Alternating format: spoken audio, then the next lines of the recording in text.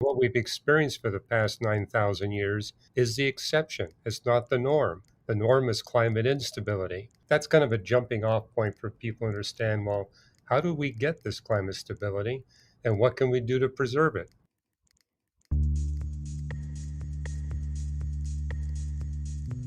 This is The Butterfly Effect, a podcast that shows the big impact a small action can do. Tali Orad is talking to those special people that make a difference with nature and trees.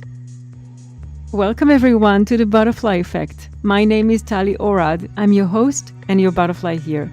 My special guest today is astronomer Dr. Hugh Ross. Dr. Ross is founder and president of Reasons to Believe. He is also the author of Weathering Climate Change. Welcome, Ross, to The Butterfly Effect. Well, thank you for inviting me. So you're an astronomer, which is a scientist who studies the universe. Yes, my specialty was quasars and galaxies. So what is the connection between galaxies and climate change? Well, I got interested in climate change just because I'm interested in the history of the Earth, and I realized a lot of people thought that climate stability was a norm. And so just sharing with them the history of the solar system, that what we've experienced for the past 9,000 years is the exception. It's not the norm. Mm-hmm. The norm is climate instability. That's kind of a jumping off point for people to understand, well, how do we get this climate stability and what can we do to preserve it? Okay, so you mentioned climate stability and climate instability. Can you explain a little bit? For the past 2.6 million years, we've been in an ice age cycle where our planet cycles between 10% coverage of ice to about 23% coverage. Mm-hmm. And it's that ice age cycle that drives extreme climate instability, where the global mean temperature will jump up and down by 8 to 10 degrees centigrade on timescales of just centuries. The exception to that is the past 9,500 years. You mentioned now the ice age cycle. Yes. Why is that so important? Why do we still need to have it? What's wrong with having a stable climate? We can live on that, right? Right. For most of Earth's history, there hasn't been an ice age cycle driving our climate, but there's some benefits we get for living during an ice age cycle. Mm-hmm. Because as we come out of an ice age and go into an interglacial, you get two major fertilization events. You get these high winds blowing off the plateaus that have recently had ice, dumping nutrient rich dust onto the low lying plains where we grow all our food. Mm-hmm. Also, as the ice rapidly melts from the continental land masses, it causes a rebound. All that weight is lifted off the continents, so the continents literally rebound, and that ignites volcanic eruptions all around the world. At the close of the last ice age, we had all these volcanic eruptions, and that too resulted in rich nutrients being deposited upon the plains where we grow our food. And then the second big benefit we get is the melting ice. Even today, most of the water we have for our agricultural plains comes from the melting of ice left over from the last ice age. And so, if it wasn't for that melting ice, and if it wasn't for these fertilization events, we would not be able to grow enough food to feed billions of human beings. So basically, what you're saying is that, in a way, when we don't get to an ice age, we get to a point where we exhaust all resources, right? And need in some way to restart and get to that ice age. Right. Because if we extend the interglacial too long, we will run out of ice. And then what? What's wrong with that? Well, what's wrong with that is we're going to have to find another source of water. And people have been thinking, well, maybe we can desalinate water from the oceans. Mm-hmm. But that's expensive, and you got to find the energy to make that happen. Yes, it'd be good if we could, slow down the melting of ice. Mm-hmm. And this is particularly a problem in the Tibetan Plateau. The 20 biggest rivers in Asia flow out of the Tibetan Plateau, and what's feeding them is the melting of ice on the Himalayas and the Tibetan Plateau. A lot of people don't realize there's actually more ice there than there is in the Arctic Ocean. That's very interesting. Basically, what you're saying is that rising temperature melts all the ice, and we are not getting into ice age, and we are exhausting all the resources, so we'll run out of water and the ability to grow crops and feed ourselves and all those things. Yes. Well, I could put it this way. What we see in the ice age cycle is that global warming beyond where we are right now always brings on global cooling. Mm-hmm. And we actually have an understanding why. If you melt the winter polar ice cap, that means that you're going to have sunlight being absorbed much more efficient. Right now, over the Arctic Ocean, sunlight is reflected with about 60% efficiency.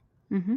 But if you melt that ice, it's now only reflected with about 6% efficiency. All that extra solar heat being absorbed by the Arctic Ocean produces water vapor, and that water vapor falls as snow on Canada and Siberia. And the only reason why Canada and Siberia are not covered by thousands of feet of ice today, there simply isn't enough snowfall. Yeah. They're virtual deserts. But if you melt the polar ice cap, and the key thing is melting the winter polar ice cap, because if you melt the summer polar ice cap, you get rain. But if you melt the winter polar ice cap, then you get snow falling on Siberia and Canada. And certainly we've seen a lot of loss in the summer cap, but it's a winter cap we really need to pay attention to. And then will that help us start or ignite the ice age process? Yes, because if you double the snowfall over Canada and Siberia, Mm-hmm. then that snow is going to accumulate year to year and quickly build up a thick ice cap. And that's going to change the global climate, and that will quickly drive us into the next ice age. And ice ages typically last 90,000 years. Can we live in an ice age? We can, but not at the population level or the technology we have today. The population level would catastrophically drop, and it would certainly impact our technology because every ice age you have extreme climate instability. Mm-hmm. Means that even in the tropical areas, it's going to be difficult to predict which crops will succeed and which crops will fail.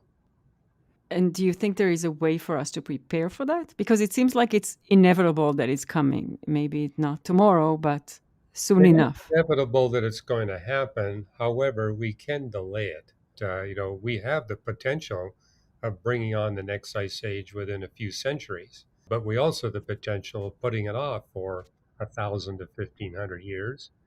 And I think it'd be nice to have the kind of climate stability we've been enjoying for the past 9,000 years to be extended, say, for another 1,000 years. Yeah, I'm just thinking that will be amazing. On the other hand, when you think of let's find a way to postpone it, doesn't mean it will incentivize humanity to do something to prepare. Because when you think about it, if it's 20, 30 years, then people feel like they see it's if it's not them, it's their kids. If it's 1,000 years, everybody will think, well, that's not even close to my great great great great grandkids, right? Right, right. However, in 1,000 years, we might be able to develop technology that'll help us to better weather, uh, Hmm. an ice age than what we're dealing with right now. But yeah, I mean, thermodynamics is the name of the universe. It happens. So, Right, we shouldn't anticipate that we've had extremely optimal conditions for the past 9,000 years. And it's right. simply unrealistic to expect that we can extend that indefinitely. I mean, after all, the sun's getting brighter and brighter as it continues to fuse hydrogen to helium. Hmm. So, one thing I put in my book, Weathering Climate Change, is if you look forward, say, 2 million years, we have some really bad things happening. There's no technology that's going to stop the sun from getting brighter. And yeah, you can compensate for it by pulling greenhouse gases out of the atmosphere. But the problem is photosynthetic life needs a minimum of 150 parts per million of carbon dioxide. Hmm. And we got very close to that minimum during the last ice age. During the last ice age, photosynthesis stopped at high elevations. There Hmm. simply wasn't enough carbon dioxide to sustain photosynthetic life. So, what can we do? Well, on a time scale of 1,000 to 1,500 years, there are things we can do to continue to stabilize the climate that'll boost the world economy rather than cripple the world economy Hmm. and simultaneously benefit the world's ecosystems. This should be a no brainer to everybody. If Right. everybody wins, we get a better economy. And particularly, I think the solutions I'm proposing are going to maximally benefit the poor. So we get to raise the living standards of the poor. We Hmm. benefit the rich. We improve the ecosystems. So it's a win-win all the way around. Why not do these things?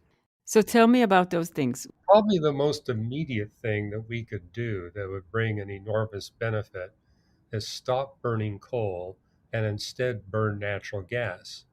Natural gas releases half the greenhouse gases in the atmosphere that burning coal does. Hmm. Also, when you burn coal, you release carbon soot particles. For example, the Canadian Arctic is warming about 5 times faster than the rest of the world on average.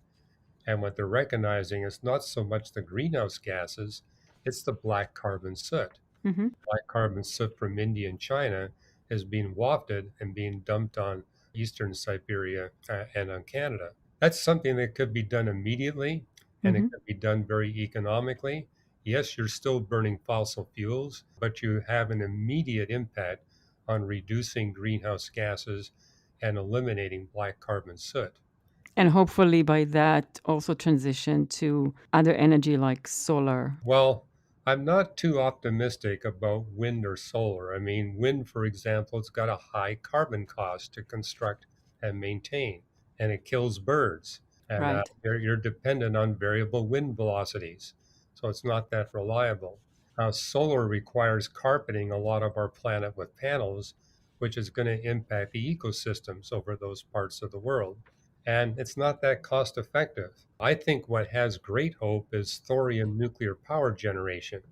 It's going to take time, but that's where I think transferring from coal to natural gas could buy us a time to develop thorium nuclear power generation. Hmm. And that thorium nuclear power, unlike uranium nuclear power, you have the toxic wastes are safe to handle within 200 years, and in some cases, even 50 years as opposed to 50,000 years. Hmm. It's impossible to use thorium nuclear reactors to make nuclear weapons, which means we could give these nuclear power generating plants to nations that we worry about. Right. And also, it's impossible to have a meltdown. Workers don't have to wear gear to mine the thorium, and thorium is 3 times more abundant than uranium, and it generates 300 times the power per ton of uranium. So Hmm. you're going to get a lot more bang for the buck, and you literally could produce all the energy the world needs from just that one source. Hmm. I also think we could do a better job with managing our forests. I mean, because that's a major concern. Forests Yes. store a lot of carbon. You've got people in Brazil, for example, saying, let's cut down the jungle and turn it into pasture land. And what they don't realize is the soils are not that nutrient rich. And Hmm. yes, you'll be able to have cattle for a decade or two, and then you've got a desert. Right. Not to mention the effects of cattle on the atmosphere. Yeah. Exactly. It's going to pump more greenhouse gases into the atmosphere. And instead, you're better off doing what I call selective lumbering, where you go into the jungle, you don't clear cut, but you selectively cut out the big old trees that are in danger of dying. Those trees, if they die, release huge amounts of greenhouse gases to the atmosphere. Hmm. But if you harvest them before they start decaying, number one, you make the most money out of the biggest trees, and you can sequester that wood as furniture and homes for centuries. Then you replace those big trees that you cut down with young trees.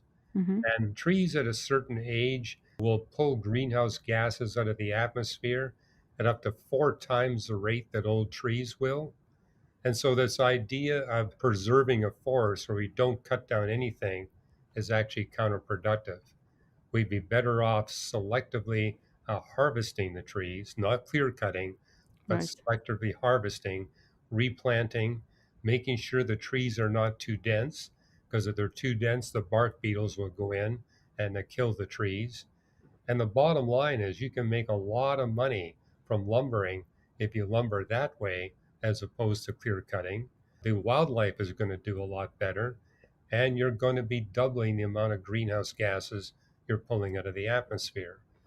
Right. So I have a question on that. When you cut down a tree, if it decays, whatever it absorbed throughout the years goes back to the atmosphere. So preserving it and doing something with it is better. Right. However, when I'm thinking of repurposing it for, let's say, furniture, right, Hmm. or lumber for building materials, Building material, right. yes, that requires shipment Yes. and it goes out of the country, which is another issue with carbon being released to the atmosphere by all. I mean, you get in a way the same emission. On the other hand, you can just maybe shred that old tree and use it for composting and try to restore different areas of land. Well, it's important to allow some of the trees to die because that's crucial for the ecosystem. Right. The point is, we would be wise to harvest some of them. I do agree that harvesting is the right way because you know they're going to die. If they die, it's going to cause a problem. They're going to Of release course. greenhouse gases to the atmosphere, but you need to let a few of them die. Right. I'm just asking if you think there is another alternative than repurposing them, but with the process of shipping them, once we ship them, then we do damage on the other If you side. do it with all the forests in the world, then you cut down the shipping costs. So, for example, I'm arguing that we should stop protecting our national parks. Right now, you're not allowed to lumber in any of the national parks. But in the United States, I've been to some national parks where a third of the trees are dead or dying. Right. The wildlife suffers as a result. We'd be far better off selectively harvesting that timber, and that way the wildlife would benefit. The Hmm. forests look a lot more beautiful for the tourists, and you'd be releasing a whole lot less greenhouse gases from the atmosphere, and you'd also be stimulating the local economy. Right. Now, you're right, instead of shipping furniture overseas, you basically produce the furniture from the forests that are local. And so that's going to cut down greenhouse gas emission. Hmm. So we talked about two. We talked about trees and we talked about nuclear. Yeah, what I have in my book is about 40 different ventures that we can undertake that would be these kinds of win win solutions. You were mentioning earlier our dependence upon cattle. And Hmm. the cattle release a lot of methane and carbon dioxide to the atmosphere. Moreover, the meat that we get from beef, for example, is not all that healthy. Yes, it's iron rich, but it's also loaded with a lot of fats that are not good for our health. How about if we were to try to get a red meat from ostriches instead of from beef cattle? Hmm. Ostriches release only 2% of the greenhouse gases per pound of meat that you would get from beef. So that'd be a huge, when you just think of how much of the human diet is dependent upon cattle, if we Right. can replace that with a red meat source that releases only 2% of the greenhouse gases, we'd be way ahead. Moreover, if we scale up the production of ostrich meat, we can actually drive the cost down below that of turkey, which is currently the cheapest form of meat on the market. Hmm. So it means that it'd be much cheaper than beef.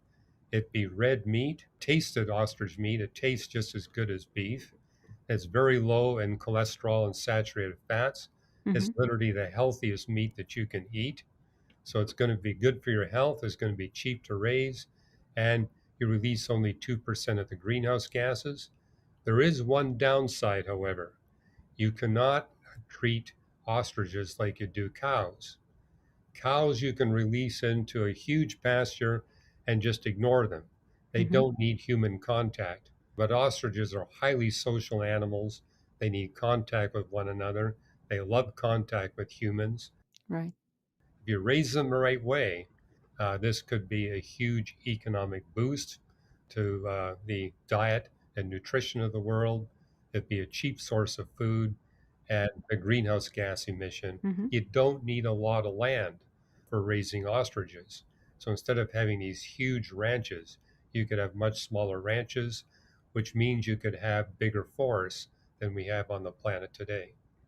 Yeah, that's actually great to have less land use for livestock and repurpose them and plant trees. Well, like with ostriches, you could cut that down to 10% of what we're using right now. So it's an Yeah. enormous effect. Yes. Yes. And can they live in any climate? Well, they can't live, say, in the Canadian North, but they can live anywhere in the contiguous United States, Hmm. almost anywhere in Europe. So, yeah, they are capable. I mean, you see them in zoos around the world. So they don't have to be living in the tropics. What else? I argue in the book that restoring the whale populations is one of the best things we could do for our economy and one of the best things we can do for the ocean ecosystem. And also, you'd be drawing down huge quantities of greenhouse gases. Hmm. Whales are big animals, they breathe carbon dioxide. The unique thing about whales is that they defecate soluble iron minerals on the surface of the ocean. And what that does is it fertilizes the phytoplankton, increased by 50%. And of course, that would feed the zooplankton. The zooplankton feeds the fish. Hmm. The fish feed the big animals. They found out that by bringing back the sperm whale population, that the sizes and the populations of giant squid went up. Hmm. And that was an enigma because the only predator for giant squid are sperm whales. So now we got more sperm whales, but we also have more giant squid, and the giant squid are bigger. And what they determined was they sperm whales feed on these giant squid, which are very iron rich, but these sperm whales never defecate at depth. They only defecate on the surface. And what they defecate is soluble iron, and this fertilizes the phytoplankton, which feeds the zooplankton, which feeds the fish, which feeds the big fish that these giant squid feed on. So the giant squid have actually got more food. And because they got more food, their population goes up, their sizes goes up. So it's an example where literally the entire ocean ecosystem benefits from restoring the sperm whale population. Usually when you change the balance, bad things that we did not expect happens. Here you gave an example which actually showed that when you do that, it helped also the squids. But I fear there is something we may miss because we try to focus on something. Let's just do the whales. Right. Do you think that this is something that nature can correct on its own? Well, it's we humans that nearly wiped out the whales during the whaling industry that happened after the Industrial Revolution. And the problem there is whales are highly social. They really love human contact. Mm-hmm. Mm-hmm. And so instead of running away from the whaling ships, they would swim towards them. And we almost wiped them out as a result. But if we were to bring the whale population back to where they were 300 years ago, we would literally be restoring the ocean ecosystem. Right. In that sense, we're basically saying that's the way nature was before we messed it up. Well, experiments have already been done on the sperm whales and on the baleen whales that demonstrate hey, increasing the whale populations will indeed be a win win. Mm-hmm. And that's going to increase the fish stocks of the world because that's a major concern. We're over harvesting the oceans. Right. So if we can bring the fish stocks back, that means more nutritious food for the human population. And we got the whales back to where they were 300 years ago. That would pull huge amounts of greenhouse gases out of the atmosphere because we're increasing the phytoplankton population. Mm-hmm. And phytoplankton are by themselves, they account for about 60% of photosynthetic activity on the planet. And so that 60% means a lot more greenhouse gases, carbon dioxide in particular, being pulled out of the atmosphere. Right. Now, in your book, you also talk about the Sahara Desert expanding due to Yeah. stripping vegetarian on its edge. Why is it so important to maintain? Well, the Sahara Desert right now is about 10 times bigger than it was 2,000 years ago. Mm-hmm. And so the question is, how did the Sahara Desert get that big? Mm-hmm. And what's been discovered is it's people living on the edge of the desert that harvest vegetation, typically shrubs, and Mm-hmm. use those shrubs for cooking fuel and Right. for heating their domiciles. Earlier in the 20th century, the Sahara Desert was growing at a rate of 6 miles per year southward Mm-hmm. because of the degree to which those peoples were stripping the land of vegetation. What if we were to go to them and say, we will give you all the kerosene you want for free? You can use it any way you want on the condition you work with us to replant the Sahara and Gobi deserts. Mm-hmm. And the Israelis have already showed us you can literally restore the desert in about one generation. So it can be done fairly quickly. Right.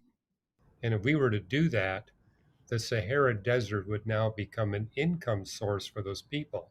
Mm-hmm. They'd be able to grow crops there, where today they can't grow anything, and they can sell those crops.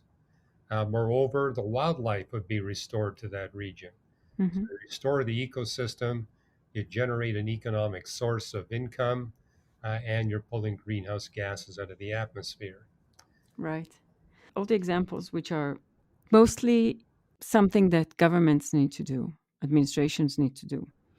What can the regular person do?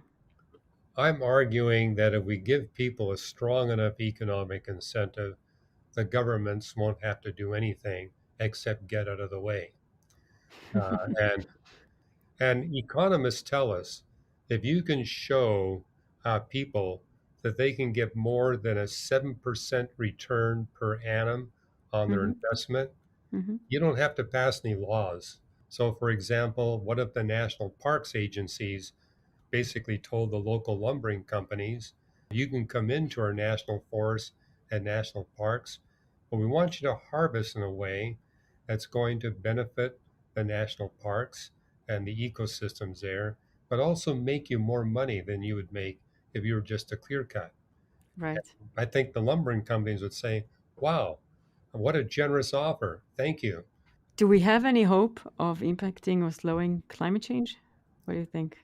Yeah, I'm very hopeful. Where I'm pessimistic is if we insist on trying to persuade people to make huge economic sacrifices in order to stabilize the climate. I do agree with my climatologist friends that would work, but I don't think we're going to be able to motivate people to make those kinds of economic sacrifices. And if we have the government force people to do it, that's going to make for even more political unrest than we got right now. I'm arguing that if we want to stabilize the climate and stabilize the climate quickly, then we have to give people an economic incentive. An economic sacrifice means that people are going to dig in their heels, they're going to do everything they can delay it. And I do agree with my climatologist friends that delay is not an option. If we are delay another 20 years, we're going to be moving quickly to extreme climate instability and the onset of the next ice age. So I'm persuaded the only way we're going to stabilize the climate is through economic incentives. Which sounds not as hard as people think. What is your favorite tree, by the way? My favorite tree is the larch tree. I was born, raised, and educated in Canada. Mm-hmm. When you get to high altitudes or cold parts of Canada, you get these beautiful larch trees. They're a conifer, but they produce these feathery needles, and the color, there's a green color you see there. And it's the only conifer that loses its leaves in winter. And so you get a changing of the color. It goes from a beautiful green to a bright gold in the fall. And I also love the way that birds like to congregate in those trees. So, yeah, the larch has always been my favorite tree. This is beautiful. Thank you so much, you, for joining me today and for giving us hope and suggestions to actually make change. Well, if people are interested, they can get a free chapter of my book and they'll Perfect. get a little taste of some of these economic incentives. Perfect. So please, I encourage you guys to do it. So thank you so much. You're very welcome. My pleasure. And thank you everyone for joining me today. We are all beautiful butterflies, each in his and her individual ways. I wanted to thank you for joining me today in this episode. I really appreciate you coming on this journey with me, and I hope you can join me next time. And remember, it only takes a small action to make a big difference. Be a butterfly.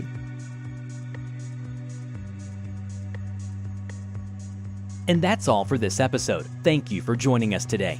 Please subscribe to hear more of our stories of change.